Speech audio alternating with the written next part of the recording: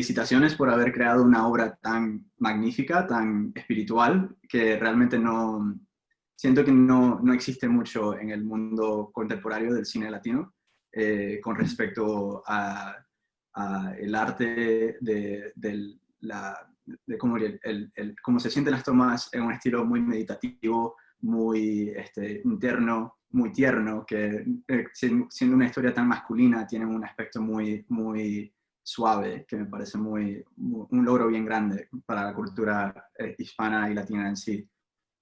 Y bueno, un logro magnífico y en serio me siento muy inspirado por haber visto lo que has creado y bueno, te deseo lo mejor en lo que viene, pero solo quería decir eso en español. Felicitaciones. Wow, no, muchísimas gracias. Y significa mucho oír eso de otra persona que también trabaja en cine y es una artista, ¿sabe? Pero que viene también de raíces latinoamericanas. Y entonces, claro, es un orgullo, pero también me da mucho agradecimiento como oír eso y saber que la película, a pesar de que se hizo con pocos recursos, ha podido tener un impacto relativamente eh, grande en los espectadores que lo han visto y en la gente que han interactuado con él de diferentes maneras. Entonces, muchísimas gracias por haber dicho eso. Sí, por supuesto, ¿no? Como te digo, es una inspiración bien grande y sí, lo que pudiste lograr con esos recursos que pudiste como que coleccionar y volver a utilizar fue muy buen, tuvo un muy gran impacto. Y bueno, cambiamos ahora a inglés para que no puedan entender todos. Gracias, no. One of the central imageries that you invoke with the title and with the visuals of the film of the Dominican forest. Can you talk a little bit about where do you see that manifestation of spirituality and of this sort of moral, overseeing, omniscient kind of balance force within the world of the Dominican landscape?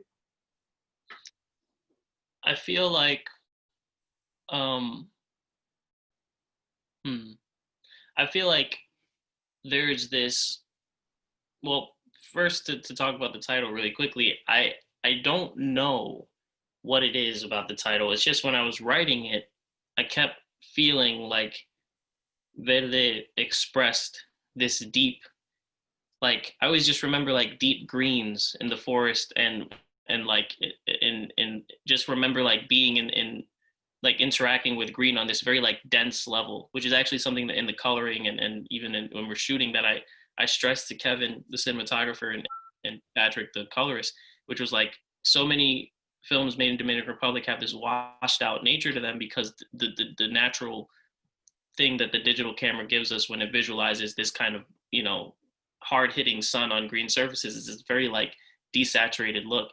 And I was like, that's not how it looks when you're there. So Verde comes from this kind of deep understanding of green on a dense level. But other than that, that's what the title means for me. I feel like with nature though in the film, I feel that there's like this unindividuated essence that balances everything in life, and I feel that way outside of the film as well as in the film.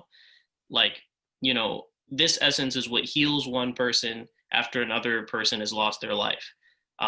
It isn't about perfect justice in that case. It's about balancing essence, like balancing loss with growth. And so, balancing pain with healing. And so even though, Chulo will never get his brother back, there's another man who maybe means something else to someone else. That's what we know. He's a father to a child and a mother who, want him to buy a new television. That man is healed, right? Because there was loss before, and now that's going to be balanced out with some form of growth, some form of healing. And even though that may not mean anything to Chulo, maybe that doesn't give him that sense of personal justice that he hopes he would have. That makes sense in that grander kind of like non-human force that is guiding everything. And in my opinion, that's what that if we had to define that source, I feel like it would be love. love is the only true answer to this imperfect situation that we find ourselves in. So, so that continuous stream that you see in the beginning and end of the movie, that the rising smoke after you see the empty space that's parallel to where a character once sat before but no longer sits, the reflection in the windows or the water, that's love. That is the unindividuated guiding force that I think ends up, giving answers to what happens in the film. Maybe answers that we don't understand, but I think the answers are there because there's a certain logic that maybe doesn't apply to human beings, but that's part of nature. That's amazing.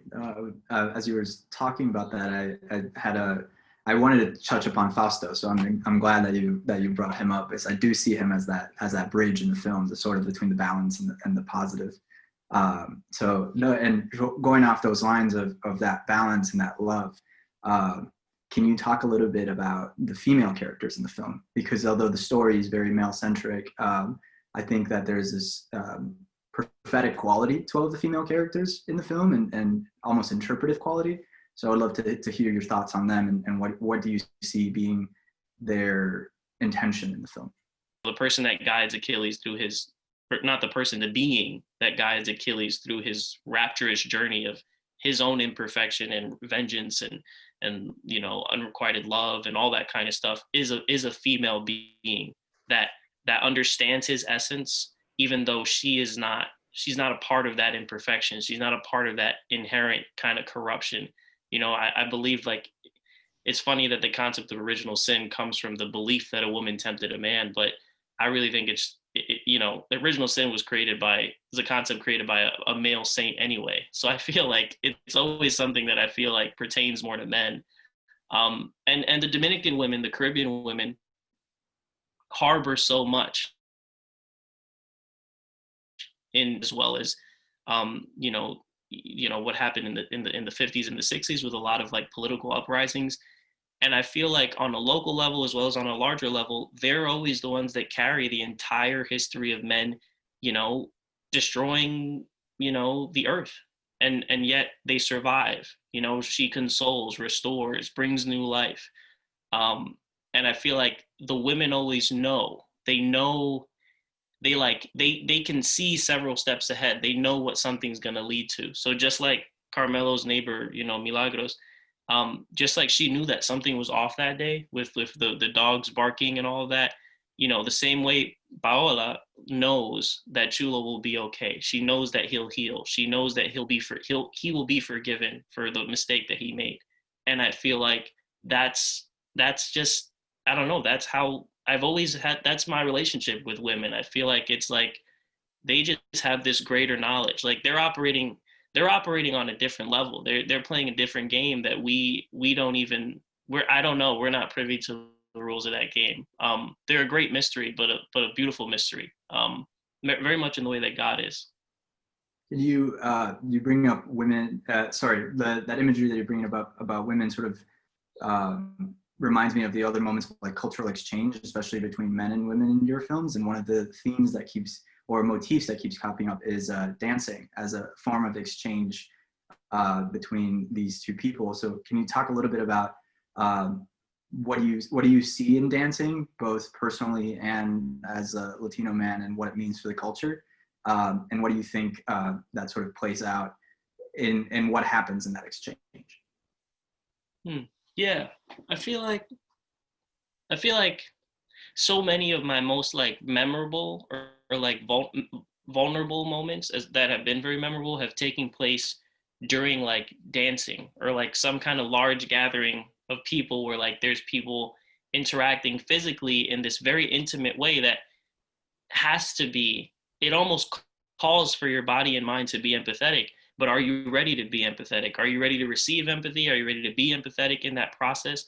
And I think like there's something about that, this physical activity that everyone comes together and engages in. And I don't quite understand it. But I think I always have had a sense of like feeling like I've been always hit with these deep like what do you call them, like I don't know, epiphany is not the word, but like these deep like realizations whenever it's usually like at a party or dancing or like in one of those silent moments. It's not silent because there's music blaring the whole time, but somehow, you know, you're just sitting there and you're thinking and you see someone dancing, or you see someone looking at someone else dancing, and you just, what is the dynamic between all these human beings? They can't verbally express themselves right now because nobody wants to be that guy at the party who's like, you know, talking like, hey, this is a great, it's like, all right, yeah, we're not here to talk, we're here to dance. So no one's verbally expressing themselves, so we have no choice but to, you know, look at each other in the eyes or look at the movement of our feet and just kind of vibe with each other physically, and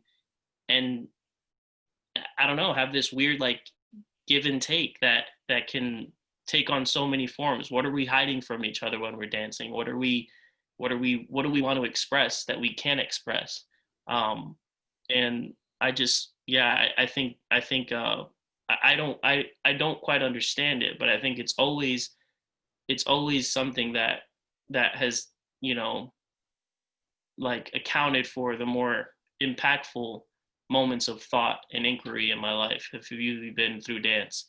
um and not just dance on like an individual level. It's usually like people collective dancing, and then you focus on these few people, these pairs that are dancing together. um and it's always funny because I the shooting of the dancings are always so hard, and they're so like directing actors and extras and all those people. And I tell the Harrison, the producer on my last two films, I was like, one of the producers on my last two films, I was like, I don't know why I keep writing these dance scenes because they're so frustrating to make, but we have to, you know, there's no way I could make a film without those scenes because it wouldn't. That's always the zone where the characters can really, I guess, like myself, dive into that deep space of inquiry. Yeah, I was going to say those moments of physical exchange, of physical communication are very much alive in the film. And I wanted to ask, what part of the process do you think that sort of came together, where it was, whether it was the long sequences of Chulo walking around the town, sort of thinking to himself, or even the exchange with him and Paula in his home. You know, it's such like an intimate romantic scene in a way, but it's a scene of remembrance, but there's no real verbal communication there. So I'm curious to hear sort of where that came in the process, along with your own perspectives of silence and introspection in that way. Yeah. I feel like in terms of that kind of those silent moments,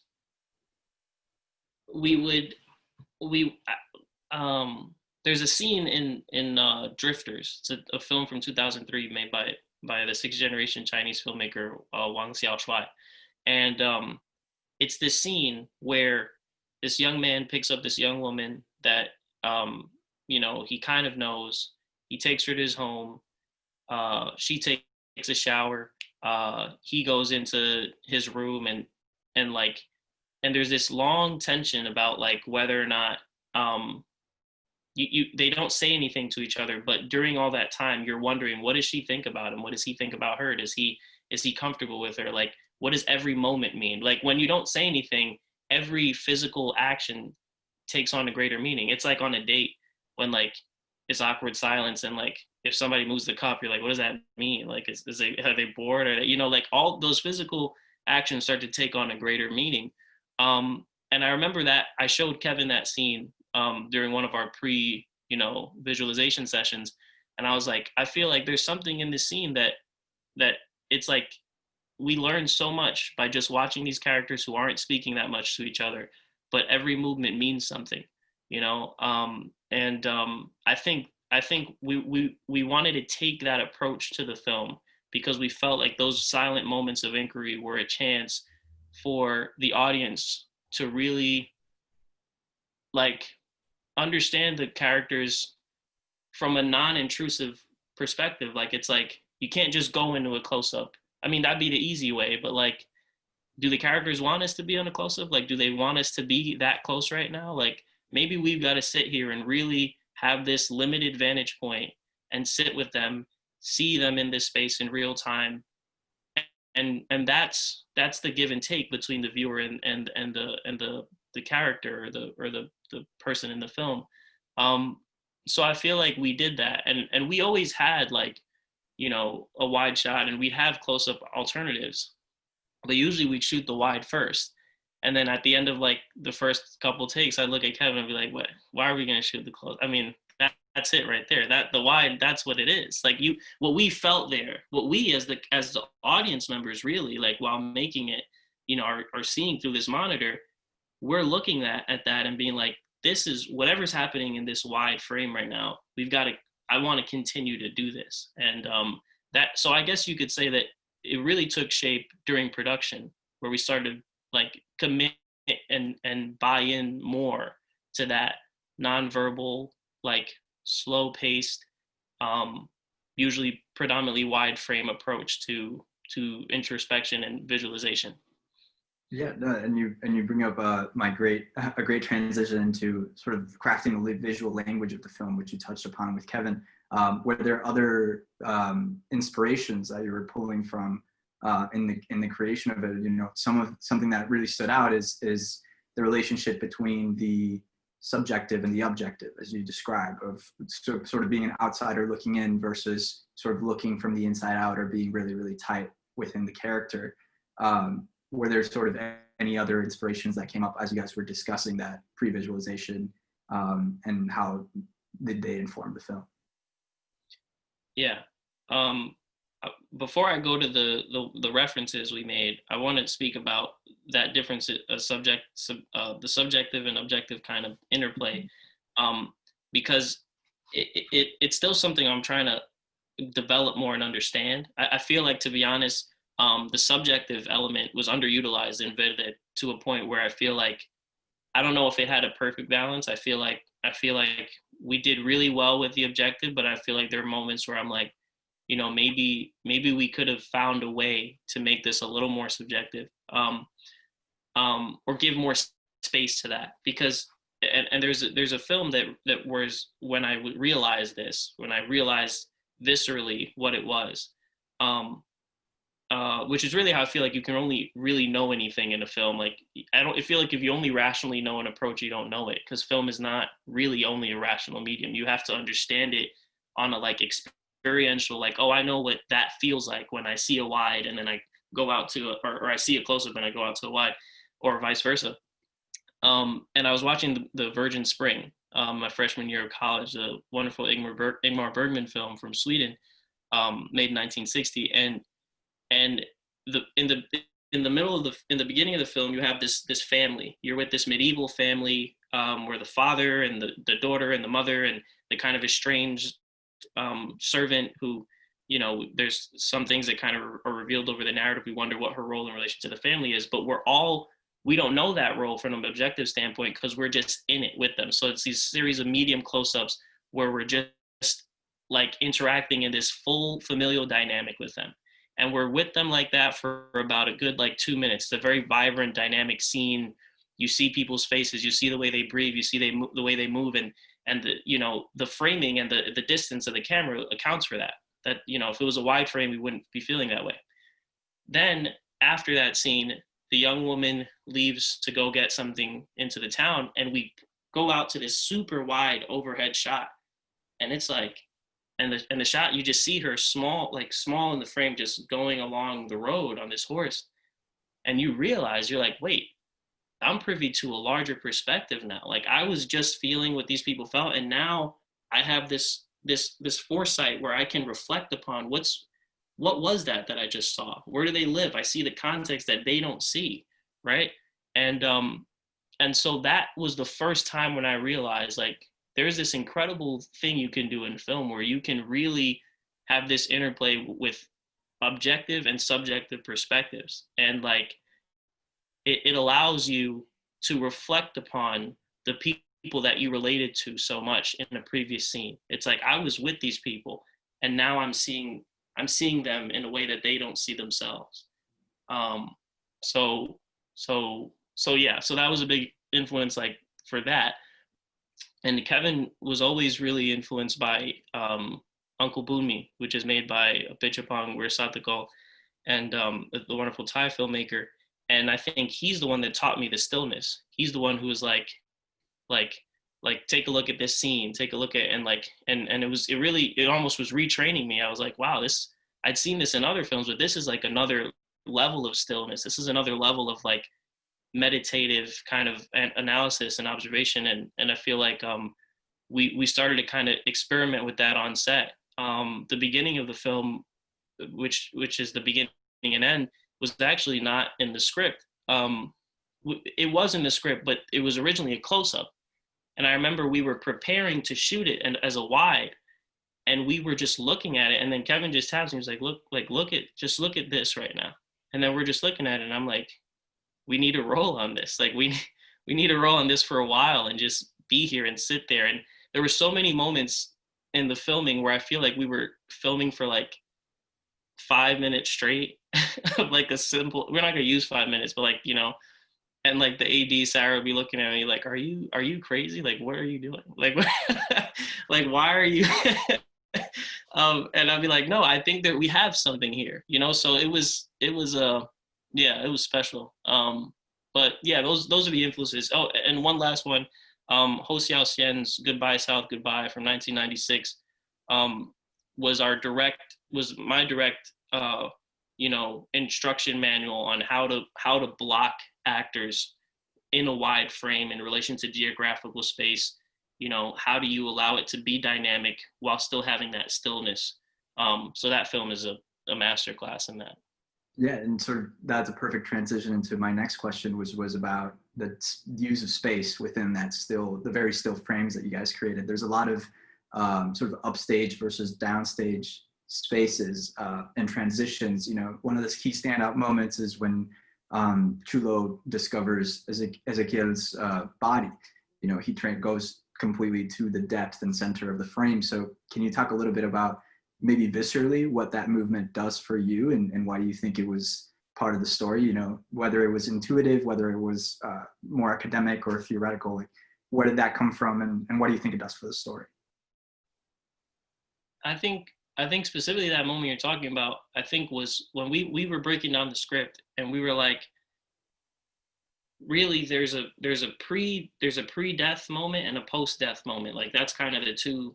And in a way we were like, what if we formalistically had a difference, but like, you know, with that. So if you notice, like even in editing, like for the editor Elliot, it was such an easier editing process after the killing. He was like, oh, like everything is just, you know, one frame after the killing, right? Like so and I think that scene is kind of like bridging the gap. Like it's introducing us to that, because prior to that you have the handheld, you have that the dancing scene, of course you have stillness, but I think we're playing with a lot of different like interplay between like really close, vibrant, subjective filmmaking and objective stuff.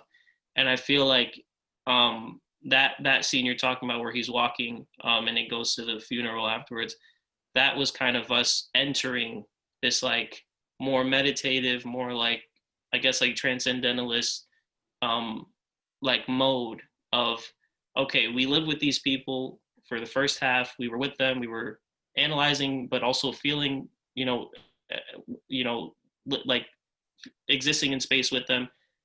Now that there's this sense of loss, we can reflect on all of this. What are we going to learn now? And I think if we're going to do that, we're going to need a lot of time and a lot of space and a lot of, you know, it's got to be challenging too. I think it's the second half of the film, I think for most people is challenging viewing. And a lot of people get lost. But I think it's okay. And I think that was our reason, I think viscerally or sensibility wise, for why we started to dive more into, you know, those kind of like that kind of visual language as the film evolved.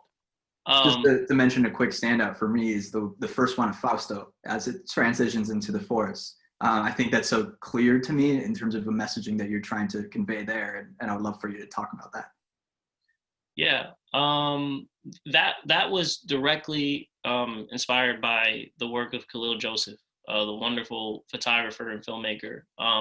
Uh, his films are, you know, it's like he kind of, with his filmmaking, really compelled viewers to like see people that otherwise they might turn their eyes away from or not. Like, what does it do to you, to an audience, to look at someone for a long period of time and that person's looking at you, and like, you know, you weren't ready for that, but now that you're going to be there, and we heighten the frame rate, you know, and there's something about that it does. I'm not sure what it is, but um I think that was like, that was a big approach, was like, I don't mind if, as the viewer doesn't fully understand on first viewing everything that they're seeing, but I want them to feel like they were seen, and they were in a space where now they've got to kind of be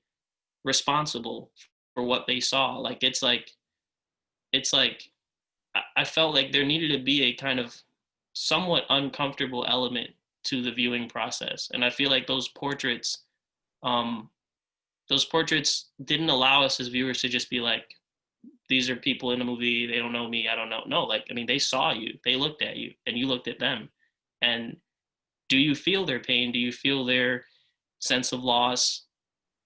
And what do you feel? What are you thinking now as a result of that? You know, I feel like it was, I don't know. I felt like viewers can be so unaccountable sometimes that I feel like the portraits, I wanted to kind of have that be the thing we did, and we introduced it at the beginning, but it becomes more prevalent throughout the second half of the film. You bring up this great notion of responsibility, and I think that speaks a lot to the absence of violence in the film, because the film is full of very intense violence that we only hear about. So can you talk a little bit about the choice to remove all violence from the film, and second, how might that live in conjunction with those portraits? It was interesting. Well, I never saw any of the violence in the film. I mean, in the town, and I was there for 3 months, and 2 deaths took place, and I didn't see any of the deaths, but you hear about it, and that's how most people. I mean, these things happen in the quietness of, in the silence of the night. Like, they happen somewhere in a, you know, in a unlit area where even the people engaging in the action couldn't probably tell you. It's not like a bright light was shining on the action. It's done in the dark, right?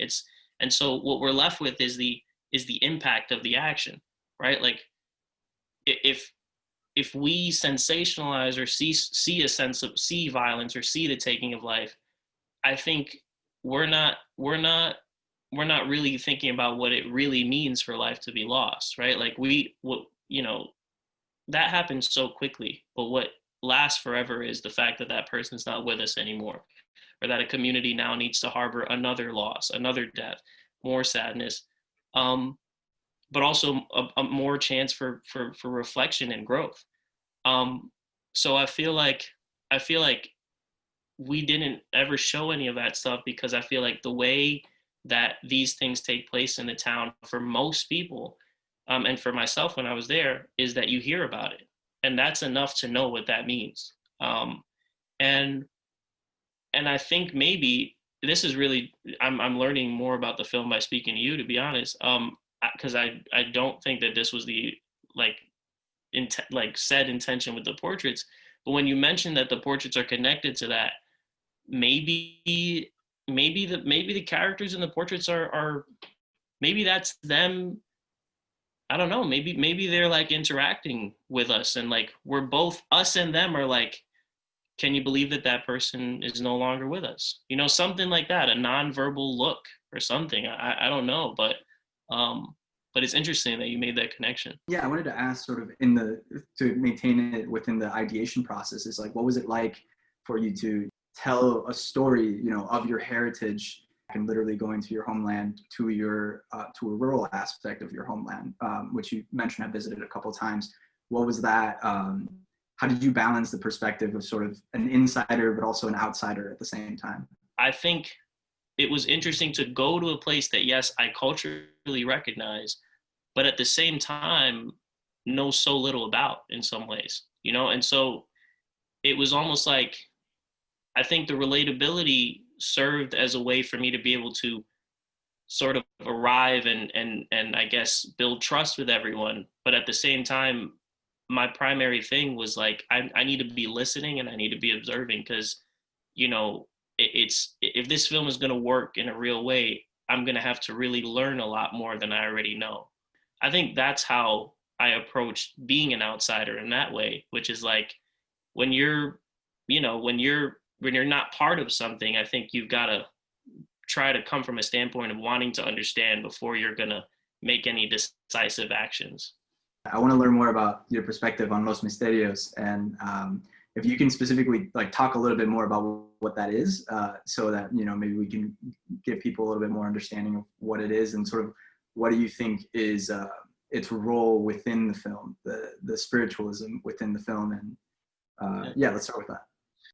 You know, I went to a Catholic school in high school, which you know is in my last film, kind of loosely, but and so even before going there, you know, I came from a family that obviously practiced this kind of subset of or you know religion in Dominican Republic, and so I've always viewed that religious component as kind of the moral guide, or like the kind of like grander, yeah, kind of like a grander like moral overseer of everything that's happening in life. And like, so whenever there'd be a problem at home, whenever there'd be a conflict, whenever someone would get into trouble, we'd always, this would be the space that we would go and like try to resolve the issues with, try and like seek guidance from a more perfect source to understand our like imperfection, right? It'd be like, why did this person do this? And what's amazing about it is like the person who is embodying, you know, these I don't view it as embodying. I view it more as like channeling this, you're trying to get yourself, it's, I feel like it's a form of meditation where you're trying to channel, you know, a set of religious principles, but also a set of like ancestral beings that you feel practice those principles and can kind of give you a sense of guidance. And you trust that the person who, we call them la cabeza, you know, the head, the person who is channeling that in their mind has the disposition to be able to kind of calm themselves and receive instruction from not like literally from someone else, but I think from the whatever the psychological process of like your mind sort of, you know, combining these practices with you thinking like you're also like speaking to an ancestor. So I feel like that's the sort of like, that's always been the moral code. The way I view the world is, I think that we as human beings are always trying to resolve things on this individual, like hyper kind of intense level, but we don't see the bigger picture a lot of the time. I feel like we as human beings don't have that foresight a lot of the times. We don't have that objective, omniscient kind of like moral, you know, compass by which we can understand things. And I feel like in the context of this film, I feel like that's always what that component serves as, right? It's like they got into some trouble at this mining camp. They did something that they regret. Now they're going to talk to this being about, you know, where do we stand here? What are the laws of, you know, human justice, you know, call for at this moment? What are we going to have to pay? What are we going to have to give up? Are we going to be forgiven? You know, they're like I said, they're these imperfect human beings going to a more perfect source for help.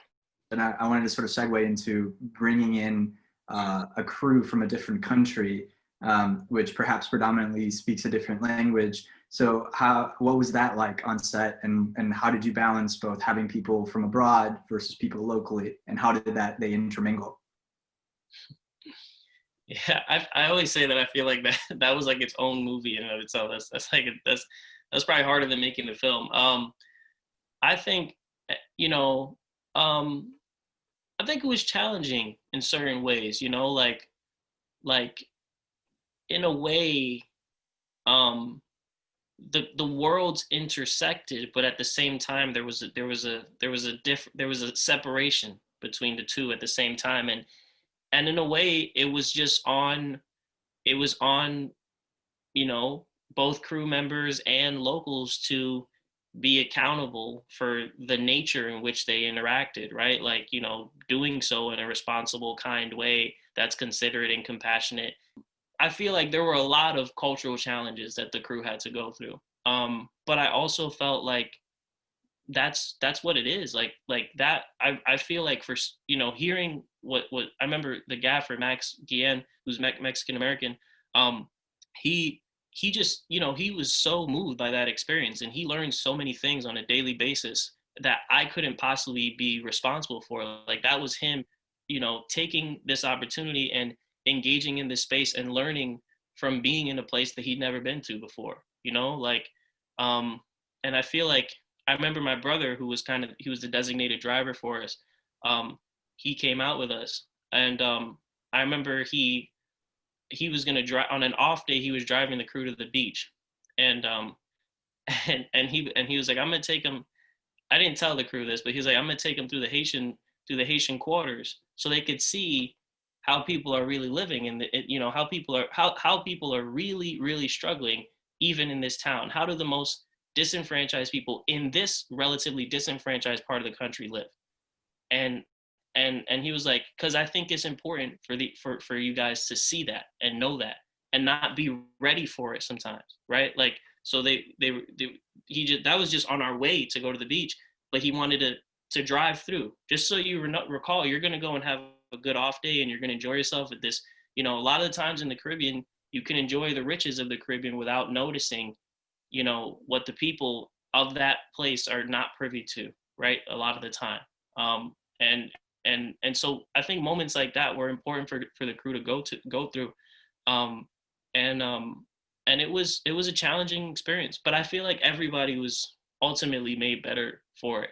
That sounds beautiful. It sort of created this visual of almost, you know, I feel like a lot of myself specifically, I'm a Venezuelan immigrant.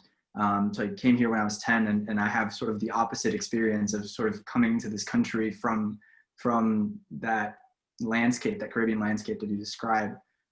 So it's so exciting to see that it was almost in the process of creating the film, there was this process of momentary immigration into this culture, into this country.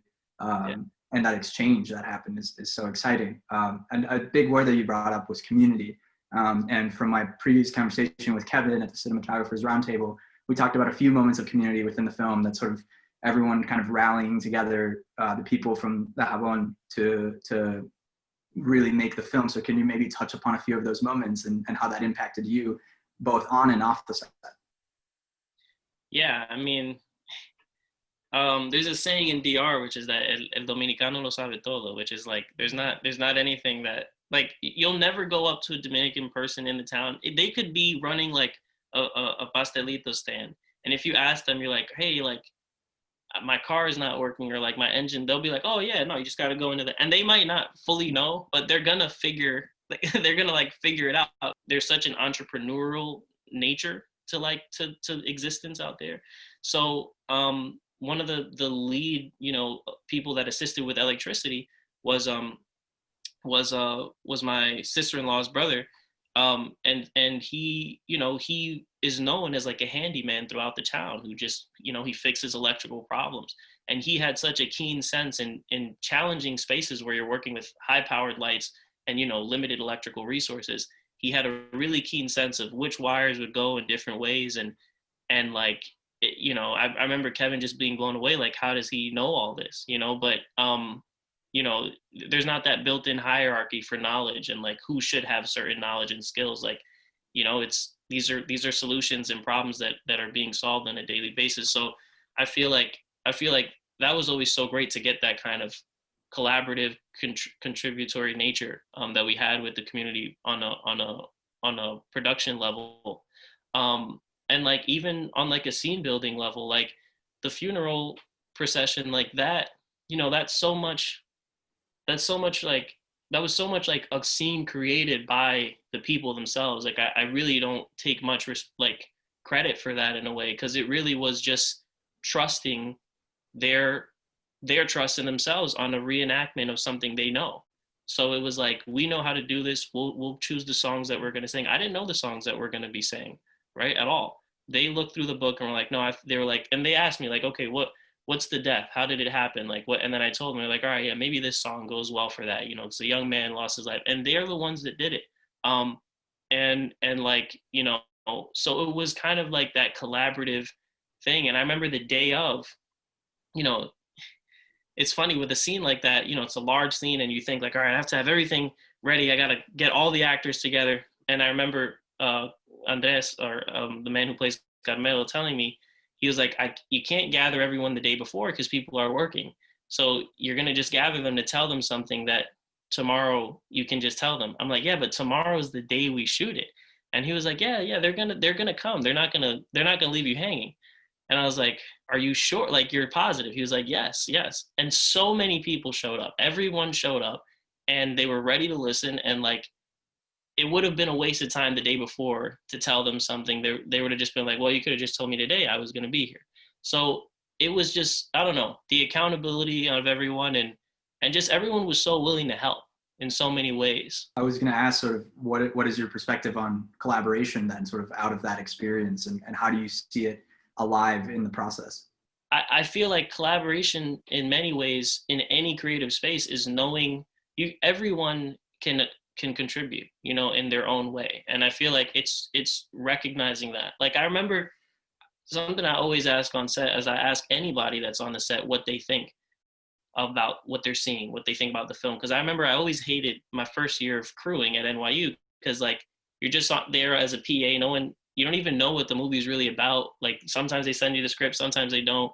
You're just running around New York City getting Diet Cokes and stuff. Like, it's like, it felt so exclusionary. And so I never wanted a PA or anybody to feel that way. I wanted everyone to feel like they were involved. And I remember on various occasions, people kind of being like surprised by that question. They're like, I don't know, like, why are you asking me? I'm like, because you're part of this. Like, this is, you know, if you're here, you're involved in the film. I remember Kurosawa used to play the rushes at the end of the day, so that everybody, you know, on the set of Seven Samurai, a huge crew, knows what we're all contributing to. Now, that's both for like a skill standpoint too, so you know what you have to do the next day, but it's good that way, as opposed to like nobody knowing what the hell they shot at the end of the day. I've learned so much from Kevin. I feel like in some ways he taught me to see, and taught me to take my time a little bit more and understand that I don't always have to control everything. I work with 4 cinematographers now up to this point, and they're all very good ones. But he was the first cinematographer that I felt like, okay, I don't have to have a full storyboard for this, right? Like all my other films, I had full storyboards, and it was because I needed to know that, like, you know, it wasn't enough for me for the DP to just put a frame together. I'm like, oh yeah, I think like it has to be how I thought it was. But he was the one person on this film who was like, maybe it doesn't have to be exactly what you thought. I'm not going to say that I didn't storyboard at all, but I did have a more loose approach to it. And I think it was like, I think if you're working with the right people, and the sensibilities are right enough, you can really lean on each other and learn, like, you know, make sure to look around you, because sometimes you could be on a set, and if you just have your storyboard and you just have your frame set up, then there could be something literally on the other side, you know, on the other side of the 180 that is way more beautiful than what you're filming. And if you're not looking at that, maybe you missed out on it. So I think I learned through this, specifically through Kevin, you know, learning to make sure to always keep your eyes open on the set, and you know, you never know what you're going to see.